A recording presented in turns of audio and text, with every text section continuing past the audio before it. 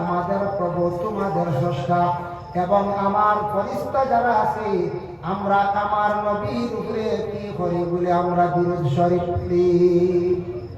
আমি এবং আমার ফেরেশতারা নবীর উপরে দুরূদ পড়ি। এই আয়াতের ব্যাখ্যা তাফসীরে ইবনে কাসির হাফিজ ইমাদউদ্দিন ইবনে কাসির রাহমাতুল্লাহি তাআলা আলাইহি বর্ণনা করছেন। তাফসীরের মধ্যে উল্লেখ আছে একদিন মুসা আলাইহিস সালাতু ওয়াস সালামে আল্লাহর জাতের কাছ থেকে খবর পাইছেন। আল্লাহর জাতে জানাইছেন, ও মুসা, তোমার কওমের মধ্যে যারা আছেন তাদের রেখো বেশি করিয়া দুরূদ শরীফ পড়িয়া। দুরূদ পড়নেওয়ালারে আমি আল্লাহ খুব বেশি মায়া করি।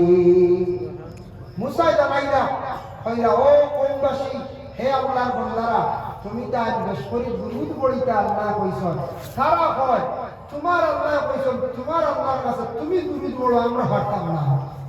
ও জবাব কইছেন তাফসীরওয়ালা, তারা কয় তোমার আল্লাহর দুরূদ তুমি পড়ো রে ভাই, তা আমরা পারতাম না।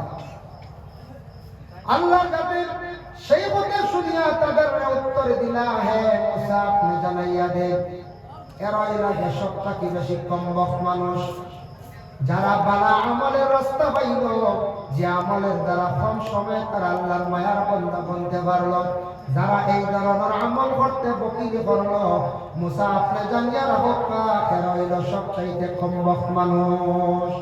এর লাগি দুরূদ একটা আমল বাবা, কোনো আমলের মধ্যে গ্যারান্টি নাই। এই আমলটা এত বেশি গ্যারান্টি আলা, দুরূদ শরীফ পড়িলে আল্লাহ কামল হাকিমিনে সেই আমলটা কখনো ঘুরাইয়া দেন না। বেলা সব সেই দুরূদ রে আল্লাহর যাতে কবুল করিলা। সুবহানাল্লাহ। এখন যাই দুরূদ সম্পর্কে আরেকটি হাদিস আপনাদের সম্মুখে আমি আনতে চাই।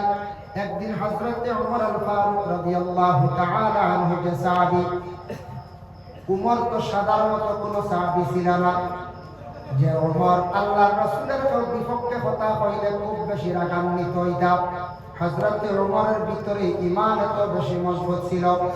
হযরত ওমর আল ফারুক একদিন হয়, আমি দেখতে পাইলাম আল্লাহর রাসূল ঘর থেকে বাইরে একা একার ঘর থেকে বাইরে যাইতে আসেন, আর আমি উনার পিছনে পিছনে না হতা হইয়া খুব নীরবভাবে চলিয়া গেলাম।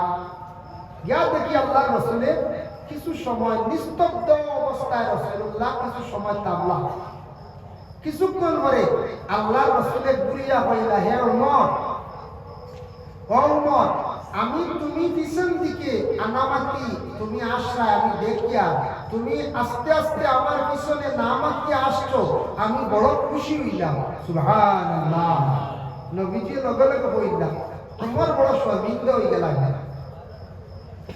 হযরত ওমর জানাই, হে ওমর, তুমি জানিয়া রাখো কোন কারণে তুমি আসছো আমি জানি, এবং আমি এই জায়গার মধ্যে খেয়রের না উল্লেখ করিয়া সেই জায়গায় আমি একটু থামিলাম। বলে, ইয়া রাসূলুল্লাহ, হে আল্লাহর রাসূল সাল্লাল্লাহু আলাইহি ওয়াসাল্লাম ফরমান, ওমর শুনো, ইতিমধ্যে আমার কাছে জিবরাইল তশরিফ আনছেন। আনার পরে কয়, ইয়া রাসূলুল্লাহ, আমি খোদার পক্ষ থেকে আসছি আপনার উম্মতের জন্য একটা সুসংবাদ লইয়া। বলে, কি সুসংবাদ? বলে, আপনার উম্মতরা একবার যদি নবীর উপরে যদি দুরূদ শরীফ পড়েন, একবার যদি আপনার উপরে যদি তারা খুশি হইয়া দুরূদ শরীফ যদি পড়েন, তাহলে তাদের 10টি সগীরা গুনাহে আল্লাহ মাফ দিবা। সুবহানাল্লাহ। আর শুধু তাই শেষ নাই, হে ইয়া রাসূলুল্লাহ, আপনি জানিয়া রাখুন আপনার উপরে যারা একবার দুরূদ শরীফ পড়িবা তাদের 10টা দরজারে আল্লাহ বুলন্দ করবা। সুবহানাল্লাহ।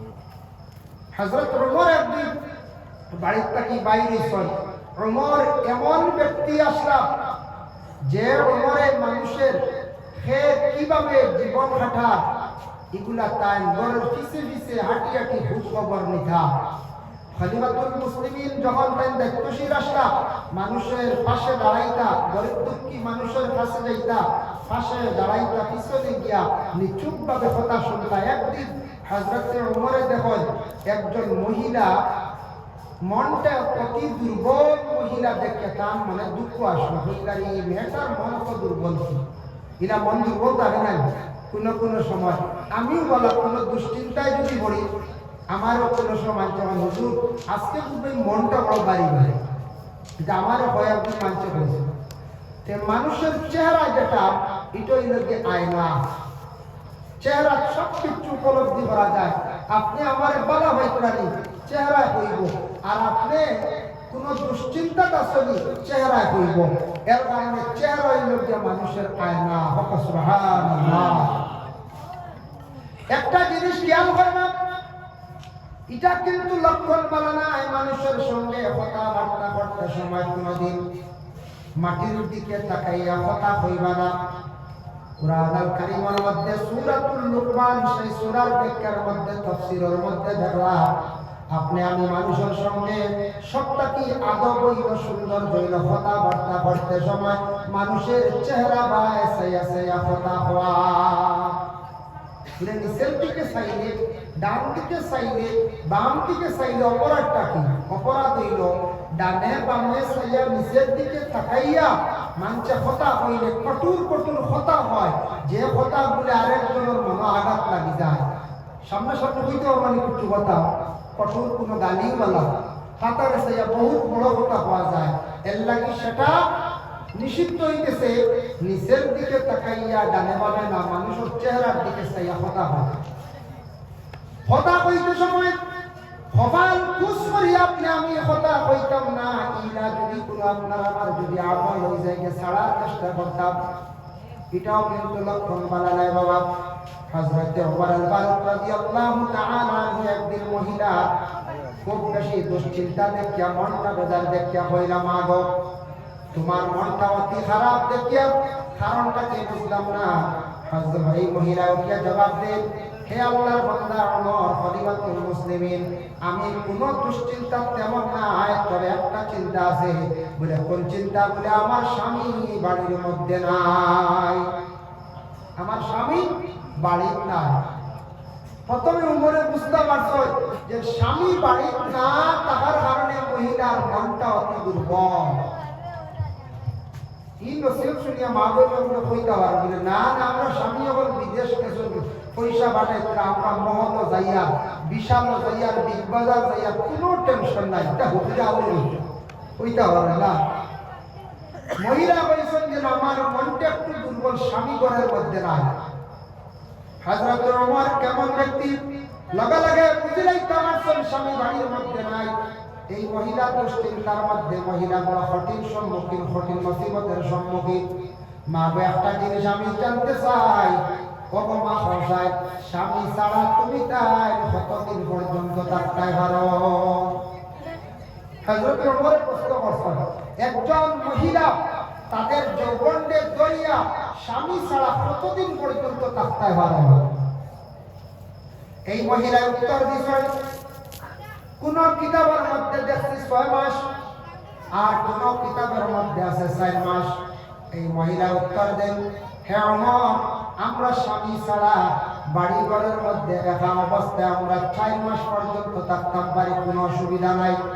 4 মাসের পরে আমাদের কিছু অসুবিধা হয়, কারণ একজন পুরুষ মানুষের পাওয়া সম্ভব নয় মহিলাদের কতটুকু যৌবনের চাহিদা।